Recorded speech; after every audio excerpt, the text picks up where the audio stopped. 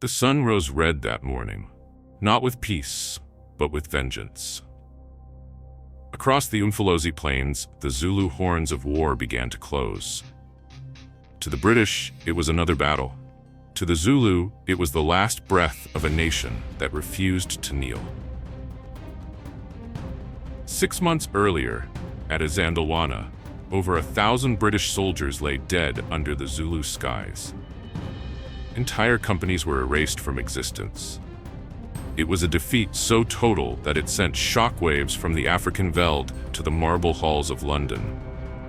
The empire had been humiliated by a kingdom it barely understood. But the Zulu did not fight for empire or glory. They fought for home, for ancestors, and for the sacred hills where their fathers were buried.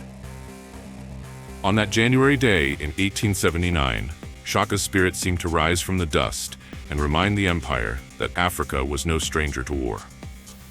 But empires do not forget humiliation. They avenge it. Even as Isandlwana's dead were being buried, British generals were already rewriting the story. They would not speak of their arrogance, of their carelessness, of how they had underestimated the warriors they called savages. Instead, they would speak of redemption, of vengeance, of restoring the dignity of the crown. And that vengeance began on the very night of their greatest defeat. In the British camp, panic spread across Natal.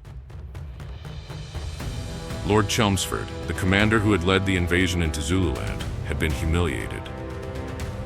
His career was hanging by a thread, his name cursed in Parliament and mocked in the newspapers of London. Across the sea, Queen Victoria herself demanded retribution. The British Empire would not rest until the Zulu had been crushed, not merely defeated, but erased as a power.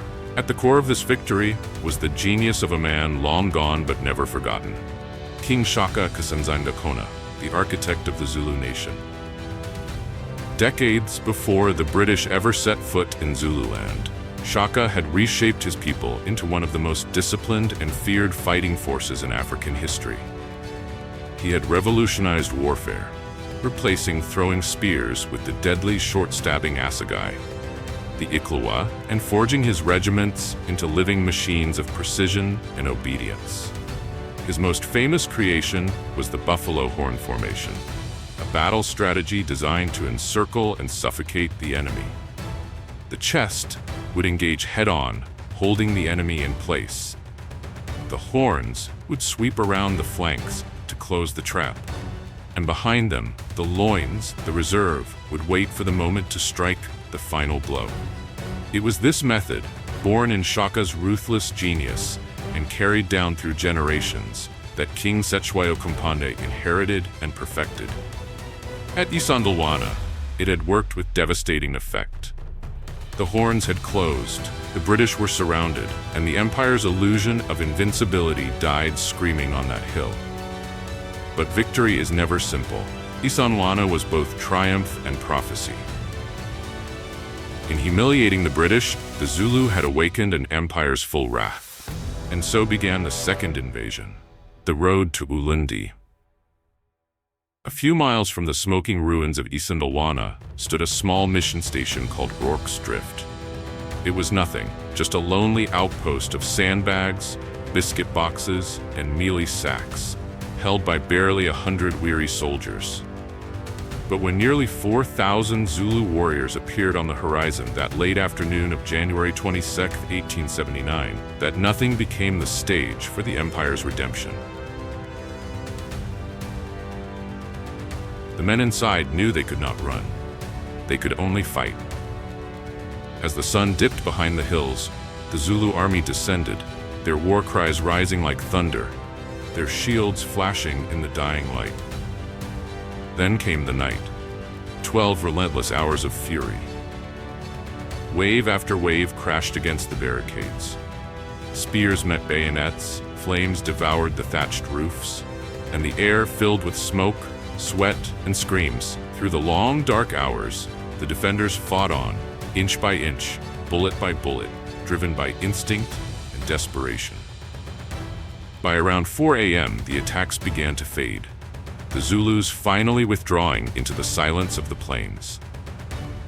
When dawn broke on January 23rd, the mission stood scarred but unbroken.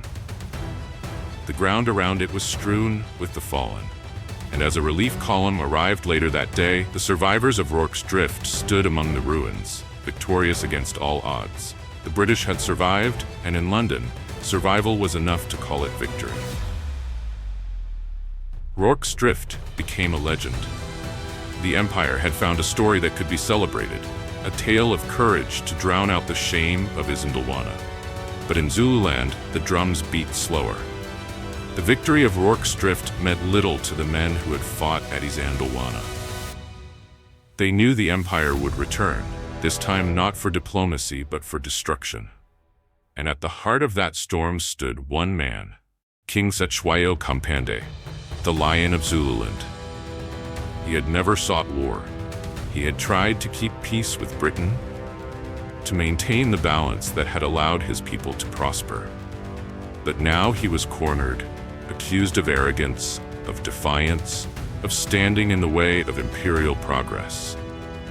The British sent ultimatums, demands impossible to meet. Disarm your warriors, dissolve your regiments, submit your kingdom to our authority. For Cetshwayo, these were not negotiations. They were the death warrant of his nation.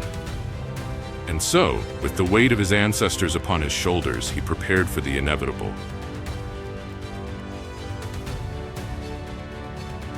By June 1879, British columns were once again moving deep into Zululand. This time they came with artillery, Gatling guns, cavalry, and vengeance. Their commander, Lord Chelmsford, the same man humiliated at Isandlwana, was determined to erase that shame in blood. His mission was clear: capture the Zulu king, burn his capital, and break the military backbone of the Zulu nation. Every village, every kraal, every field in their path was torched. The land that had sung with life now echoed with smoke and silence. Still, the Zulu army gathered 15, perhaps 20,000 strong, ready to make their final stand at Ulundi, the royal homestead, the beating heart of the kingdom. On the morning of July 4th, 1879, the plains of Ulundi lay beneath a sky heavy with dust and prophecy. The British army formed into a massive square, rows upon rows of soldiers facing outward, bayonets fixed, rifles ready. In the center stood their artillery, a forest of cannons and Gatling guns waiting to speak. Around them, the Zulu regiments assembled on the hillsides, the Uvi, the Udloko, the Undi, each regiment painted and chanting, their voices rising like thunder. They had come to fight for their king, for their honor, for the land that had given them life. The drums rolled across the valley. Then, silence. A silence so deep, it seemed the earth itself was holding its breath. When Lord Chelmsford returned to Zululand, he was not the same man who had crossed the Buffalo River 6 months earlier. The humiliation of Isandlwana had burned itself into his soul. He had seen an empire undone by its own arrogance, by divided columns, poor intelligence, and the fatal belief that African courage was no match for British steel. That illusion was dead. But there was another fire driving him now: desperation. Word had reached him that Sir Garnet Wolseley, one of Britain's most decorated officers, had been appointed to replace him. His command was already slipping away. Chelmsford knew he was being relieved, but he would not go quietly. He was determined to win a final victory before Wolseley could arrive, to erase the stain of Isandlwana and restore his name in one decisive blow. And so when the British columns formed for battle at Ulundi, Chelmsford commanded them not as a man of duty, but as a man racing against time, a general fighting not just the Zulu, but his own oblivion. From Isandlwana's ashes, Chelmsford learned. The horns, the feints, the rhythm of the Zulu War. He studied them all and forged a formation that could not be surrounded. He called it the Square.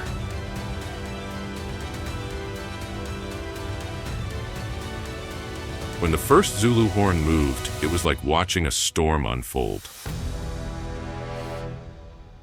The horns of the buffalo, the ancient formation perfected by Shaka himself, swept down from the hills, curving around the British flanks, closing in from both sides. The center advanced slowly, singing war songs older than memory. The sound was deafening, a living heartbeat of a nation refusing to die. But the British had learned. They held their fire until the Zulu were within killing range. Then the square erupted. Rifles fired in perfect sequence. The Gatling guns spun and screamed, cutting through the air with mechanical fury. In minutes, hundreds fell. Still the Zulu came, fearless, relentless, throwing themselves against the storm of bullets. Their spears struck the bayonets, their shields shattered against gunmetal. The square stood unbroken. Every time the Zulu reached its edge, the fire tore them apart. For nearly half an hour, the field was chaos, smoke, dust, and blood blending into one nightmare. The British artillery pounded the ridges, the Gatlings shredded every charge. When the Zulu realized the square could not be broken, the psalms began to change, from war chants to laments. Even as they fell, they sang. Witnesses would later say that the courage they saw that day defied imagination. The Zulu did not retreat. They withdrew in order, proud even in defeat. When the guns finally fell silent, more than 1,000 Zulu lay dead. The grass was red, the sun burned without mercy. The capital of Zululand was gone. Chelmsford entered Ulundi victorious, his vengeance fulfilled as the Zulu capital burned to ash. The empire had avenged its shame, but even in triumph, the British knew they had destroyed something noble. The Zulu had fallen not in disgrace, but with courage and pride, a people defeated in battle, yet unbroken in spirit. Despite his triumph at Ulundi, Lord Chelmsford's redemption was fleeting.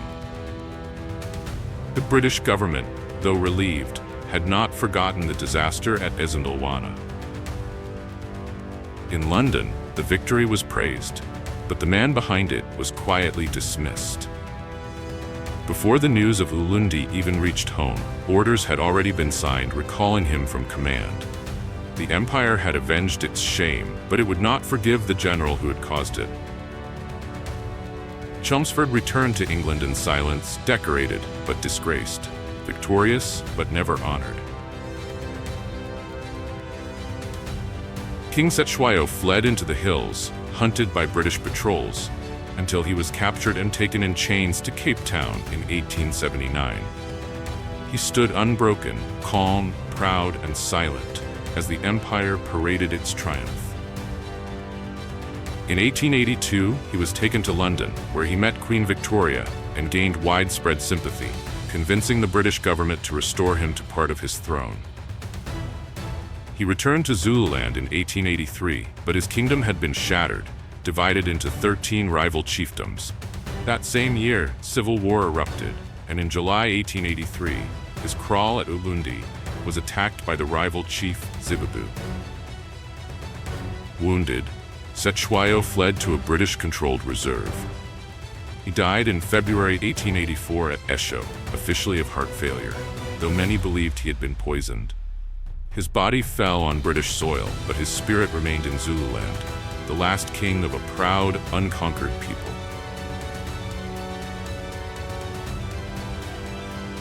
History remembers Ulundi as the end of the Anglo-Zulu War. But in truth, it was not an ending. It was a transformation. The warriors who fell on that field became symbols of resistance, their courage woven into the fabric of a continent that would rise again. Cetshwayo's death still left an unbroken legacy. Empires fade, names are forgotten.